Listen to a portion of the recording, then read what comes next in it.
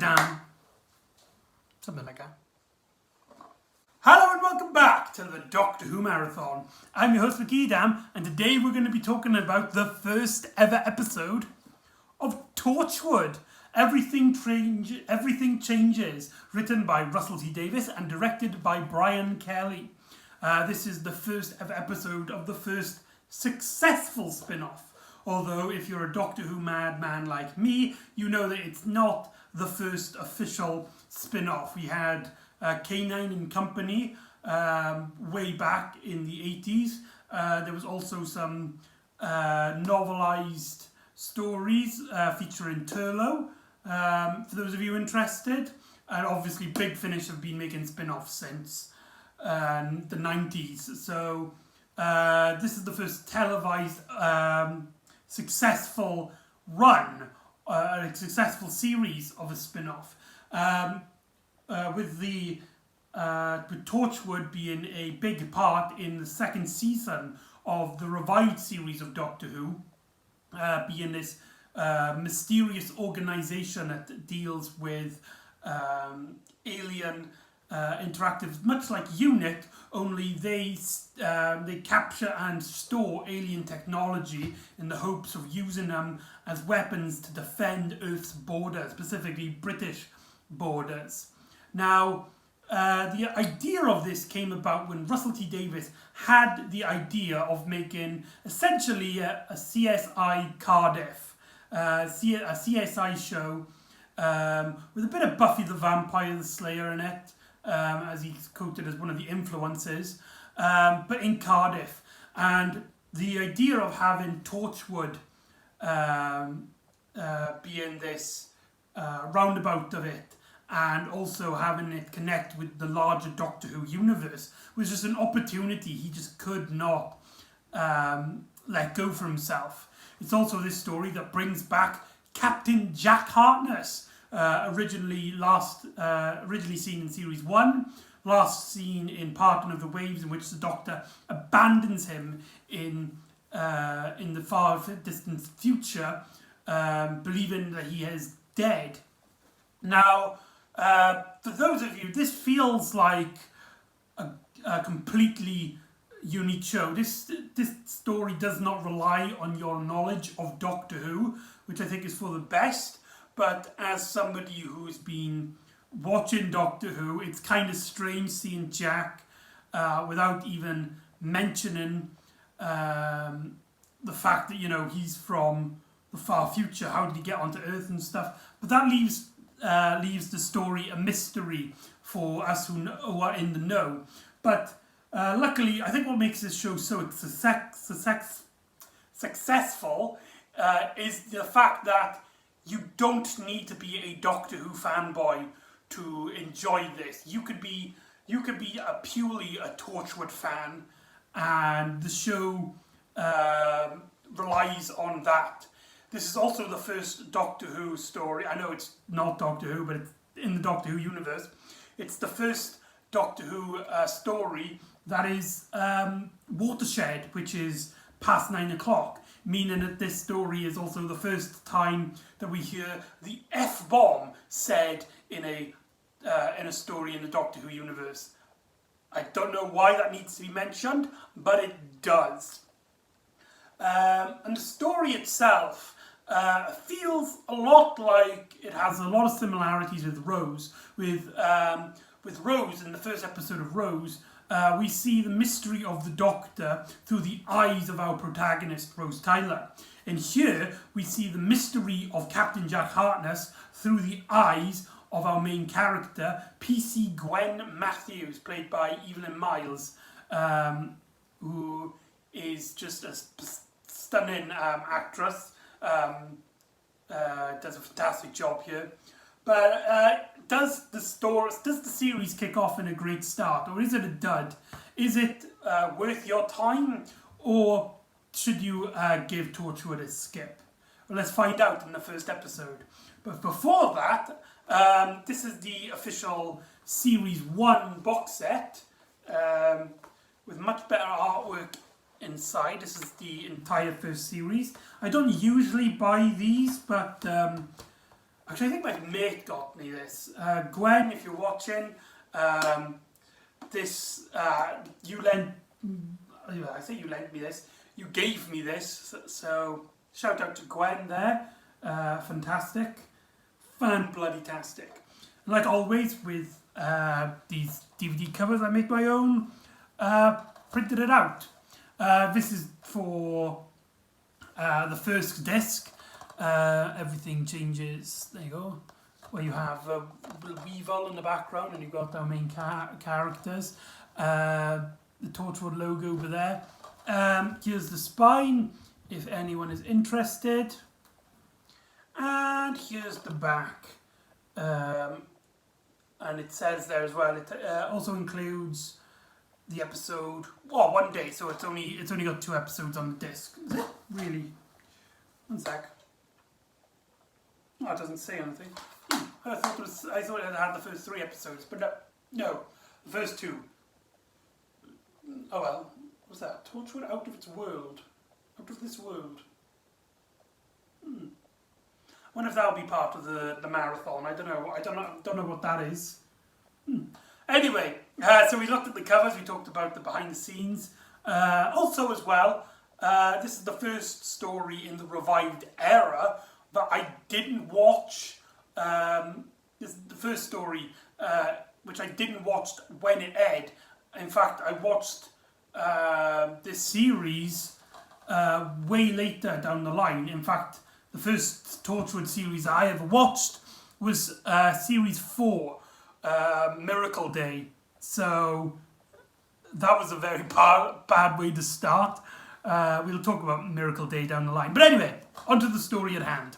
So, our story begins with Gwen, your average day policewoman who gets involved in a situation in which you get a montage of her life in Cardiff, as we see her with a friend, we see her with her boyfriend, you see her just in your average day of work. She's clearly, she's just an average police officer. There's nothing too special about her, but she has a curious mind, as she is sent to look up a murder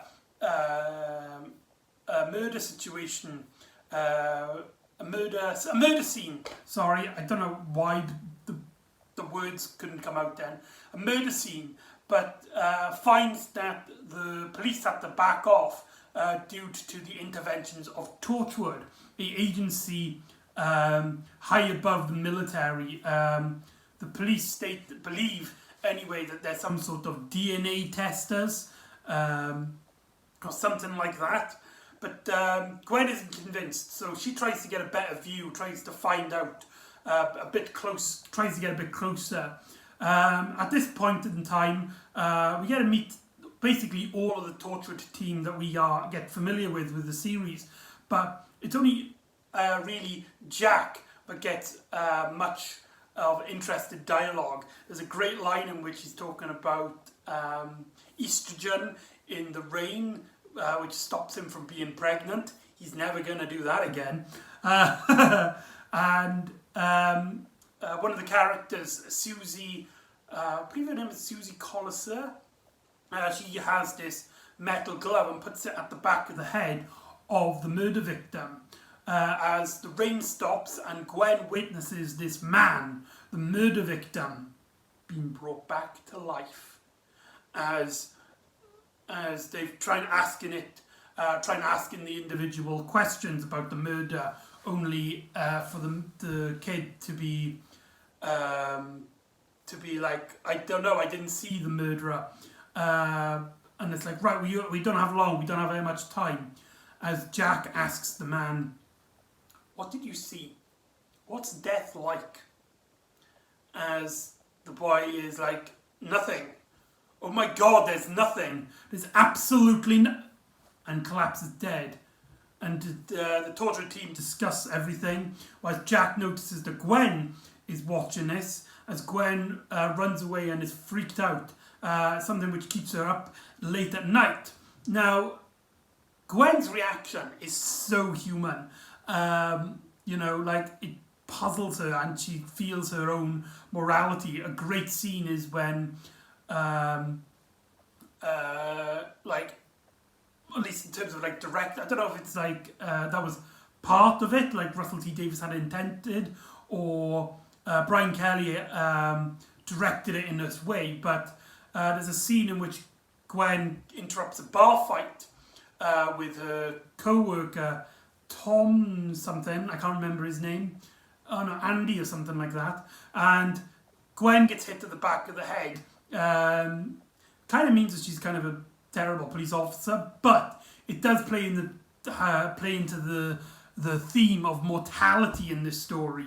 As you know, she just witnessed a man come back to life and say that there is nothing, and then she just had an injury and she just sits there all conflicted. It might be because she's having a concussion, but the way the story plays out and the way the directing plays it with Gwen's reaction, it feels more, it's like, oh my god, I was like, what if I had proper damage? What if I died from damage in my head? You know, that kind of messed up. Now, one thing I think was really contrived is that at this hospital that Gwen is out to get her head fixed, she then witnesses another Torchwood incident. She just sort of runs into situations where Torchwood are, and she sees Jack running up the stairs, and she finds out that he runs into a closed off area, believed to be closed off due to chemicals. She decides to go in to witness this man, and the directing in this story is just so goddamn cool. I love this scene in which you see an individual come out from the other end of the corridor, and she's asking, it's like, have you seen this man? A really tall man. He had a long J military jacket. And she slowly walks up towards him, and the camera slowly goes up. And more you start noticing this weird thing. It's weird, his posture is crippled like that. You notice that his head is a bit too bulky. The more you get closer, you realise he doesn't have a nose and he has sharp teeth. And it slowly clicks as you get closer and closer. It's a monster. As Gwen is like, right, this isn't funny now. I don't mind having a laugh, but this is getting ridiculous. Just tell me if you've seen this man or not. It's a very nice mask, but it needs to stop. As another individual walks in, thinking this is some sort of hoax or a joke or something, goes right up to the creature, believing it is some makeups, only for this creature to kill him, murder him, as the Torchwood team jump out, pushing Gwen away as Torchwood then disappear. I can't remember what happened to her. I can remember Jack and Gwen running out to the corridors, the Torchwood team thing, but I can't remember what happens after that, where Jack goes. But anyway, she tracks them to the bay in Cardiff Bay, a place which I've been to multiple times, which is really weird to see in the Doctor Who story. It was also the setting of Boomtown in Series 1, so that's kind of interesting. And she tries to get some local information. She tries to look up for any pizza delivery. Seemingly there's nobody under the name of Captain Jack who is a customer, or Jack Harkness, or Harkness of any kind. But Torchwood is a regular customer, and so she goes in infiltrating, pretending to be a pizza woman. It's here that we get introduced to Yanto Jones, and we get our full introduction to the Torchwood team, and right off the bat it's played off for laughs. We get a scene in which he comes into the Torchwood base, which the set design is just stunning. I love that big gear door lock, which is to imply that, you know, this is like a really top secret military base. I love that the pillar from the from the top comes down and has this kind of fountain thing going around it. And all the Torchwood team doesn't even seem to be picking up or noticing on Gwen as she wanders around, slowly getting closer and closer to Jack, who's at his office, until giggling starts breaking out. And it's like, no, sorry, I can't do it. It's his thing. As we get really introduced to the Torchwood team. So let's go through them one by one. We've already talked about Gwen. She is the grounded character. She's the companion to Jack in a sense. And the story does a very good job at setting her up and making you really care for her and puts you really in her perspective. Gwen is such a great character, well written here, well done, Russell T Davies. We have Toshika, who actually appeared in Doctor Who first. She was the scientist that was working on the pig in Aliens of London and World War III. I can't remember which episode she's in. I think it was Aliens of London. But anyway, like in that story, she's nothing here. She's just sort of introduced. Her profession has changed from a biologist to a computer wizard. I don't know why they've changed it. They could have easily had Toshika as the same profession. It just makes the connection between Doctor Who and Torchwood a little less strong, in my opinion. But what do I know? Apparently, it is described later on in the series. I don't remember if it's in series 1. I haven't watched all of season 2 yet. I'll be doing that through this marathon, so very interested to see where that goes. And Toshika gets some really good stories, but here she's just sort of introduced. We also have Owen Harper, who is the biochemist in the team, and he is easily the comic relief. He's constantly spouting how he's a twat, and at one part of there's a montage scene in which it's revealed that each Torchwood team are secretly bringing out alien technology to help in their everyday life, which kind of shows each of how their lifestyle is outside of work. As Toshika has this thing which reads books and can put them onto any screen. Really cool stuff. Owen, on the other hand, has this sort of spray that makes anybody who smells it extremely horny. And that is the adult aspect of the story, which is something we need to tackle. I'll do that after the character segments. But that kind of shows you like this what Owen Harper is. He is he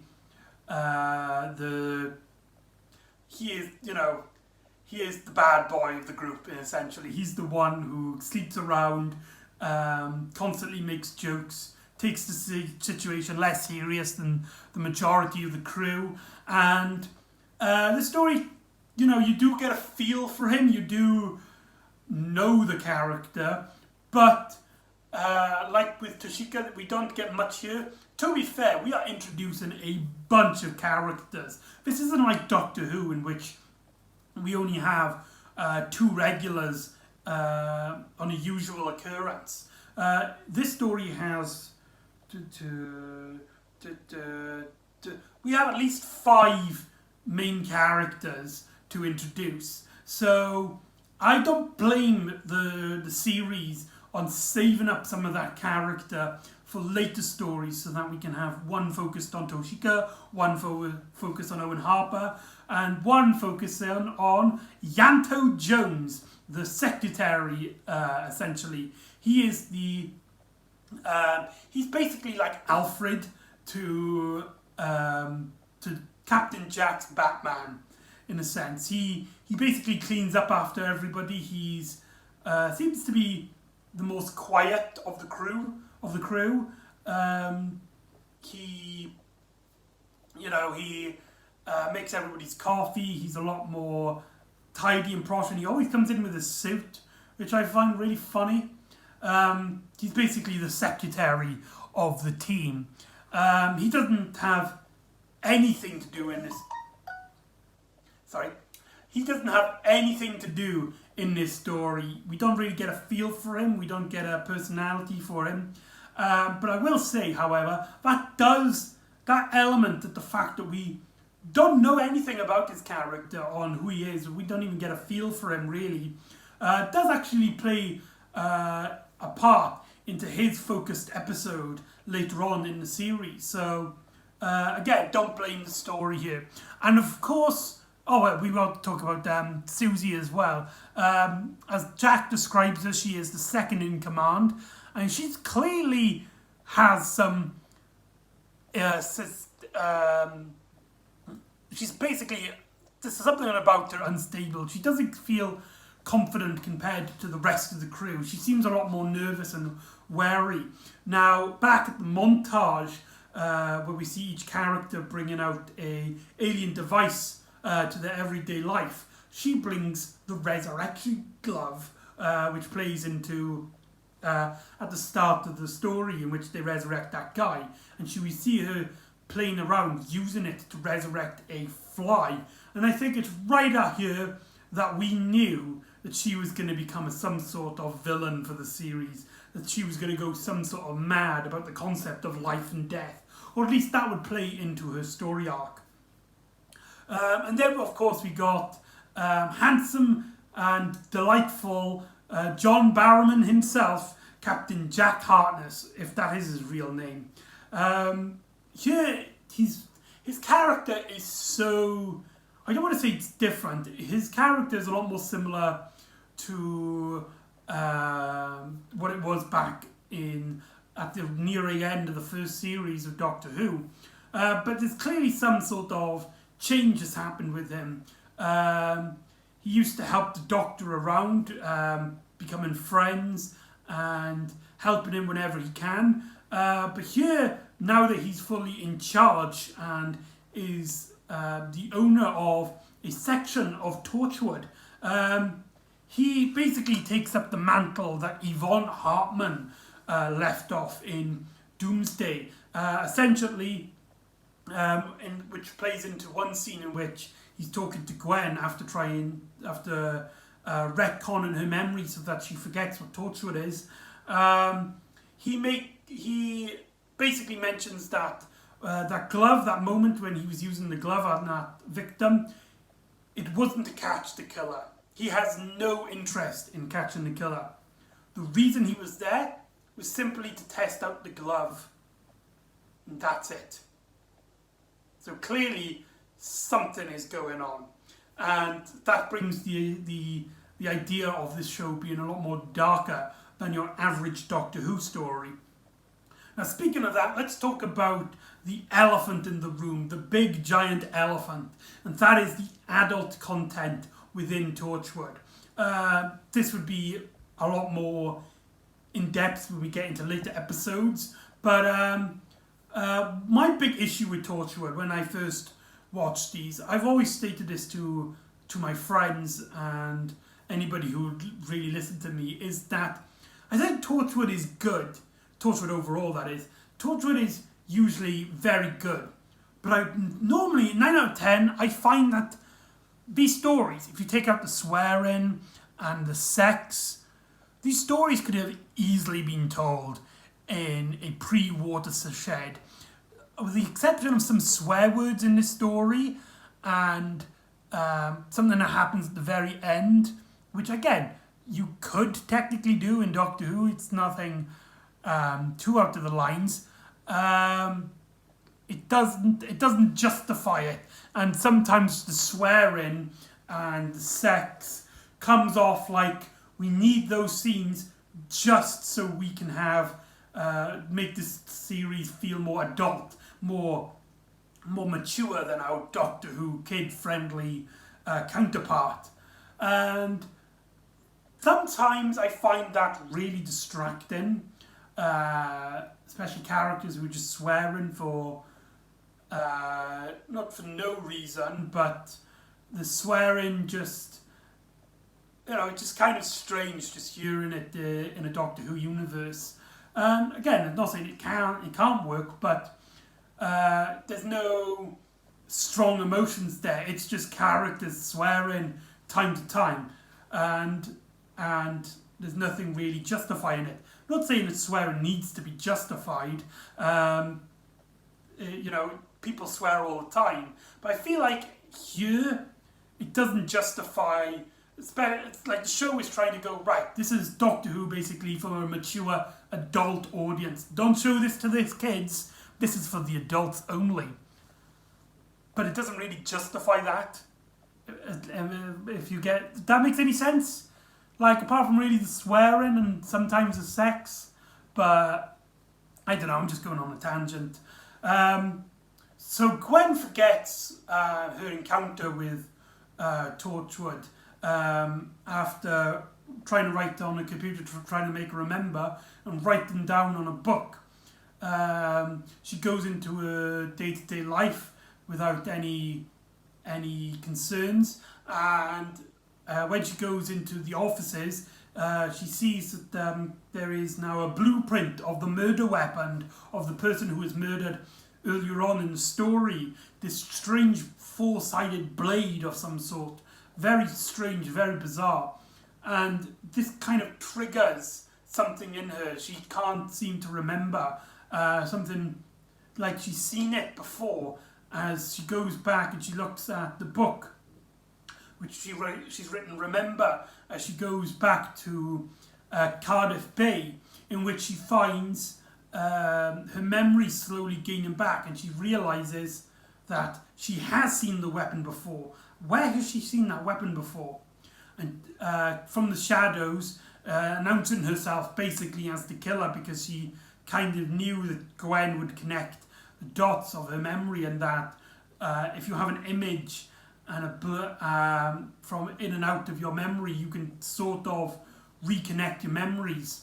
It turns out the murderer was Susie, the second in command of Torchwood, and she had been murdering people just to test out the glove, and she's been trying to practice on it in the vain hopes of making it work permanently and grant immortality, which this bit really plays. The whole concept of death in the story, I think, really works. With Gwen, like, freaked out by the fact that they got to resurrect someone, we as an audience kind of imagine that was what happened with Susie, only unlike Gwen, who